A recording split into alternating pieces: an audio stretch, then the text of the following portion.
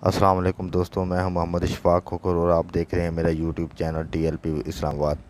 दोस्तों, आज Lahore high court में अल्लामा हाफ़िज़ साद हुसैन रिज़वी साहब के मुतल्लिक़ फ़ैसला सुनाया है। फ़ैसले की तफसील आपको बताते चलूँ।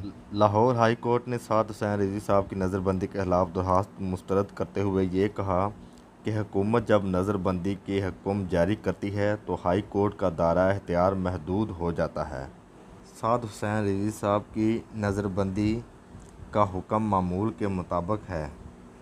इत्तला थी कि साद हुसैन रिज़वी साहब को रिहा करते ही एहतजाज दोबारा शुरू हो जाता और साथ ही अदालत ने यह वाज़ह किया कि सूबाई हुकूमत की साद रिज़वी के खिलाफ कार्रवाई अमन के लिए है, जिससे साफ ज़ाहिर होता है कि अल्लामा हाफ़िज़ साद हुसैन रिज़वी साहब की गिरफ़्तारी न सिर्फ सूबाई हुकूमत बल्कि वफाकी हुकूमत भी इसमें मुलव्वस है।